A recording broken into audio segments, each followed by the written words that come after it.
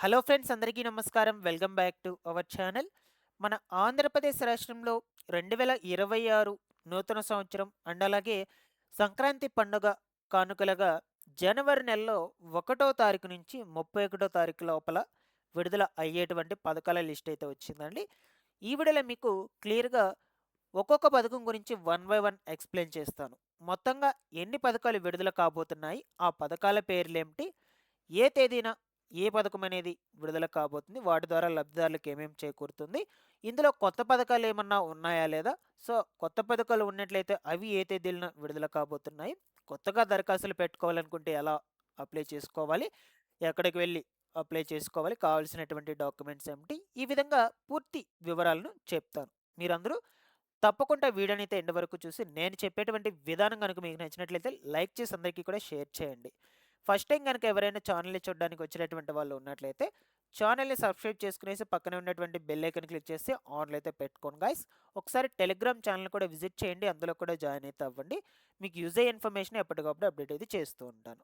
Late చేయకుండా టాపిక్‌లో గనుక వచ్చేసినట్లయితే మనకు రాష్ట్రంలో జనవరి నెల మొత్తంగా ఎన్ని పథకాలు విడుదల కాబోతున్నాయి? ఆ పథకాల పేర్లేమిటి? పూర్తి వివరాల గురించి వన్ బై వన్ డిస్కస్ చేసుకుందాం. ఓకేనా? ఇక ప్రతి నెల పంపిణీ చేసే విధంగానే మనకు జనవరి నెలకు సంబంధించి కూడా సామాజిక భద్రత పెన్షన్ల పంపిణీ అయితే జరగబోతుందనమాట.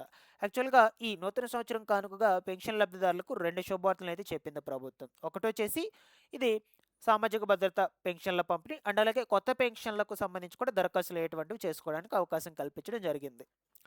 అయితే ఫస్ట్ దీని గురించి డిస్కస్ చేసుకుందాం. దాని తర్వాత నెక్స్ట్ దాని గురించి డిస్కస్ చేసుకుందాం. ఓకేనా? ఇక జనవరి నెల పెన్షన్‌లొచ్చేసి 1 తారీఖునే పంపిణీ చేయరండి.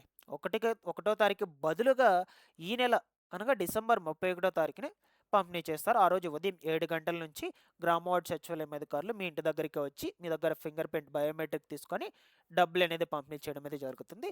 ఇన్ కేస్ మీరు గనక 31 తారీఖున గనక తీసుకోలేకపోయినట్లయితే దాని తరువాత 2వ తారీఖున తీసుకోవచ్చనమాట. ఆ రోజు గ్రామ వార్డ్ సచివాలయానికి వెళ్ళైనా తీసుకోవచ్చు. ఆ అధికారుల దగ్గరికెళ్తే వాళ్ళు మీ దగ్గర బయోమెట్రిక్ తీసుకొని ఇస్తారు. దాని తర్వాత నుంచి పంపిణీ చేయరు. 2 రోజులు మాత్రమే పెన్షన్‌ల పంపిణీ అయితే జరుగుతుంది.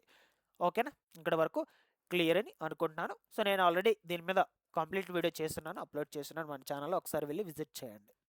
ఇక నెక్స్ట్ వచ్చేసి రాష్ట్రంలో కొన్ని కేటగిరీలకు సంబంధించినటువంటి వాళ్ళకు కొత్త పెన్షన్‌లకు అవకాశం అయితే కల్పించింది ప్రభుత్వం. ఓకేనా?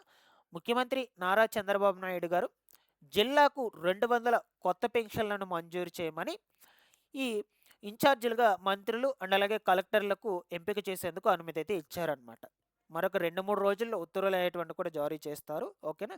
దీని మీద కూడా నేను కంప్లీట్ వీడియో చేస్తున్నాను. మార్నింగ్ అయితే అప్లోడ్ పెట్టున్నాను మన ఛానెల్‌లో. ఒకసారి వెళ్లి విజిట్ చేయండి. మీకు పూర్తి వివరాలైతే అర్థమవుతాయి. దీంట్లో కొంచెం బ్రీఫ్‌గానే చెప్తాను. ఎవరికి ప్రాధాన్యత ఇస్తున్నారు అంటే దీర్ఘకాలిక వ్యాధిగ్రస్తుల పెన్షన్‌లకు అప్లై చేసుకునేటువంటి వాళ్ళకి అండ్ అలాగే క్యాన్సర్ రోగులు ఎవరైతే ఉన్నారో వీళ్ళకి అప్లై చేసుకోవడానికి అవకాశం అయితే ఇస్తున్నారు.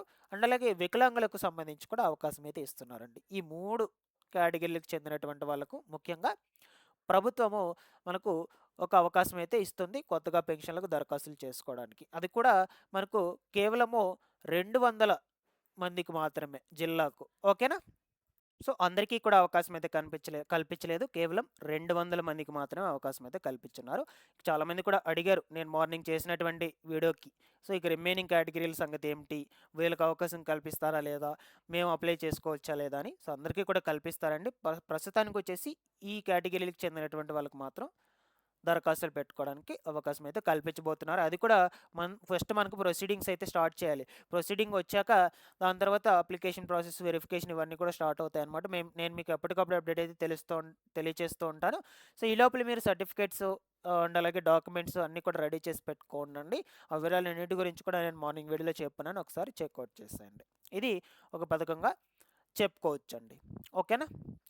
నెక్స్ట్ ఇంకొక పథకం వచ్చేసి మనకు పండుగ వస్తుందంటే ముఖ్యంగా ఫ్రీ సరుకులైతే పంపిణీ చేస్తారు. సో, ఈసారి కూడా మనకు చంద్రన్న కానుకలు పంపిణీ అయితే చేయబోతున్నారు. మీకొక రేషన్ బ్యాగ్ అయితే ఇస్తారనమాట. ఆ రేషన్ బ్యాగ్‌లో మనకు దాదాపుగా 6-7 రకాల సరుకులైతే ఉంటాయి. ఓకేనా? రేషన్ కార్డ్ కలిగినటువంటి ప్రతి ఒక్క లబ్ధిదారుడు ఈ రేషన్ బ్యాగ్‌నైతే పొందవచ్చు. సో, ప్రతి నెల మీకు రేషన్ షాప్స్ దగ్గరే కదా రేషన్ అయితే ఇస్తున్నారిప్పుడు. సో, యాజ్ యూజువల్‌గా ఆ రేషన్‌తో పాటుగా ఈ రేషన్ బ్యాగ్స్ కూడా ఇచ్చేస్తారు. ప్రతి నెల మీరు ఏవైతే తీసుకుంటున్నారో దాంట్లో. అయితే కొంచెం అటు ఇటుగా మార్పు చేర్పులైతే చేసింది ప్రభుత్వం. అవేంటో చూద్దాం. ఇక్కడ చూడొచ్చు. నూతన సంవత్సరం ఒక సెకండ్. సో, నూతన సంవత్సరం సంక్రాంతి పండుగ సందర్భంగా రాష్ట్ర ప్రభుత్వం కీలక నిర్ణయాలైతే తీసుకుంది. ఈ రేషన్ కార్డుదారులకు సంబంధించి. ఓకేనా? రేషన్ షాప్‌లో కొత్తగా ఈ సరుకులైనటువంటి వాటినైతే పంపిణీ చేయబోతున్నారనమాట. ఓకేనా? అవి ఏంటి అంటే బియ్యంతో పాటుగా జొన్నలు, గోధుమ పిండి. ఓకేనా? దాని తర్వాత త్వరలో రాగులు కూడా పంపిణీ చేయబోతున్నట్లు స్పష్టమైతే చేశారనమాట. బియ్యం కోటలో కొంచెం మార్పులైతే చేశారు. ఇక్కడ చూడొచ్చు. ఓకేనా? ప్రస్తుతం ఇచ్చేటువంటి బియ్యంలో 3-5 కిలోలు తగ్గింపైతే చేసి దానికి బదులుగా వాటి స్థానంలో ఏమిస్తున్నారంటే జొన్నల పంపిణీ అయితే చేస్తారనమాట. మనకు ఈ సంక్రాంతి పండుగ కానుక, నూతన సంవత్సరం సంక్రాంతి పండుగ కానుకగా. దాని తర్వాత గోధుమ పిండికి భారీ రాయితీ అయితే వచ్చిందనమాట. మార్కెట్ ధర వచ్చేసి రూ. 64 కిలో అయితే ఉంది. రేషన్ షాప్‌లో రూ. 16కి మాత్రమే కిలో అయితే ఇస్తారనమాట. ఇది గుర్తుపెట్టుకోండి. గోధుమ పిండి అయితే కిలో బయట వచ్చేసి రూ. 64 అయితే ఉంటుంది. రేషన్ షాప్‌లో మీకు రూ. 16కే ఇస్తారు. అందరూ కూడా తీసుకోవచ్చు. No problem. ఓకేనా? ప్రతి రేషన్ కార్డ్‌కి 1 కిలో ప్యాకెట్ అయితే వస్తుందనమాట. ఓకేనా? సో, ఇవి వచ్చేసి మనకు ఎప్పటి నుంచి అమలవుతాయి అంటే రాష్ట్రంలో జనవరి నెల నుంచి అయితే అమలవబోతున్నాయి. కొత్త సంవత్సరం కానుకగా. ఇక్కడ చూడొచ్చు. జనవరి 1 నుంచి రాష్ట్ర వ్యాప్తంగా ఇవన్నీ కూడా అమలైతే కాబోతున్నాయండి. సో, నెక్స్ట్ ఇంకొచ్చేసి ఇవి 2 కొత్త పథకాలు ఇప్పుడు చెప్పబోయేటివి. మీరు థంబ్‌నెయిల్ మీద కూడా చూస్తూ ఉంటారు. మహిళలకు 2 కొత్త పథకాలనైతే పెట్టున్నాను నేను. ఆ 2 కొత్త పథకాలు ఎటువంటివి ఏమిటి అంటే, ఒకటి ఎన్టీఆర్ విద్యాలక్ష్మి పథకము. దాని తర్వాత వచ్చేసి ఎన్టీఆర్ కళ్యాణ లక్ష్మి పథకం అనమాట. 2 పథకాలు కొత్తవన్నమాట. వీటిని మనకు సంక్రాంతి పండుగ కానుకగా అమల్లోకి అయితే తీసుకురాబోతున్నట్లు ప్రస్తుతానికి సమాచారం. ఇవి రెండిటికి ఎవరు అర్హులవుతారంటే డ్వాక్రా సంఘంలో ఉన్నటువంటి ప్రతి మహిళ కూడా అర్హులే అవుతారనమాట. అయితే వీటి వల్ల ఉపయోగాలేమిటి? వీటి యొక్క ముఖ్య ఉద్దేశ్యం ఏంటి? ఈ పథకాల యొక్క ముఖ్య ఉద్దేశ్యం ఎందుకు డ్వాక్రా మహిళలకు అందజేస్తున్నారు అంటే, సో, మాక్సిమం ఈ ఎన్టీఆర్ విద్యాలక్ష్మి పథకం అనేది ఎందుకు ఉపయోగపడుతుంది అంటే, సో, ఈ డ్వాక్రా సంఘాల మహిళలు ఎవరైతే ఉంటారో వాళ్ళ యొక్క పిల్లల చదువులకు రుణాలైతే అందిస్తున్నారు. రూ. 10,000 నుంచి రూ. 1,00,000 వరకు. అది కూడా 4% పావలా వడ్డీతో రుణమైతే అందజేస్తూ ఉన్నారు. సో, అయితే మీరు తీసుకునేటువంటి రుణము గరిష్టంగా 48 వాయిదాల్లో చెల్లించుకోవచ్చు. No problem. మీరు దీనికి అప్లై చేసుకోవాలనుకుంటే మీ పిల్లల కాలేజీ, స్కూల్స్ కావచ్చు, వాటి యొక్క అడ్మిషన్ లెటర్‌లు, ఈ ఫీజు రసీదులు తప్పనిసరిగా పెట్టుకోనుండాలి. దరఖాస్తులు చేసుకునేటువంటి 48 గంటల్లో ఖాతాల్లోకి డబ్బులైతే జమ చేస్తారనమాట. సో, సేమ్ అలాగే ఎన్టీఆర్ విద్యాలక్ష్మి పథకం కూడా ఉందండి. ఇదొచ్చేసి ఎన్టీఆర్ కళ్యాణ లక్ష్మి పథకం. ఎన్టీఆర్ విద్యాలక్ష్మి పథకం అయితే అయిపోయింది. దాని తర్వాత ఎన్టీఆర్ కళ్యాణ లక్ష్మి పథకం.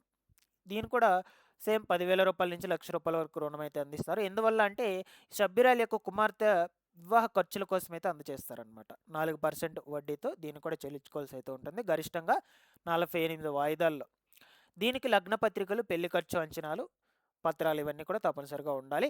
పరిశీలన అనంతరం డైరెక్ట్‌గా సభ్యురాలి యొక్క ఖాతాల్లోకి నేరుగా డబ్బులనేది జమ చేస్తారనమాట. ఇవి 2 కొత్త పథకాలండి.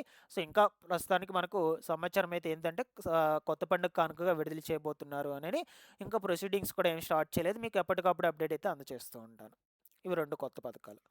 నెక్స్ట్ వచ్చేసి రైతులకు సంబంధించి కూడా సంక్రాంతి పండుగ కానుకగా ప్రభుత్వము ఒక గుడ్ న్యూస్ అయితే చెప్పుందండి. వచ్చే సంక్రాంతికి 21,00,000 పాస్ పుస్తకాలను అందించబోతున్నట్లు మన మంత్రి ప్రకటన అయితే చేశారనమాట. రీసర్వే పూర్తయినటువంటి గ్రామాల్లో వచ్చే సంక్రాంతికి 21,00,000 పట్టాదారు పాస్ పుస్తకాలను పంపిణీ చేయబోతున్నట్లు మంత్రి అనగాని సత్యప్రసాద్ గారు అయితే తెలియజేశారనమాట. ఓకేనా?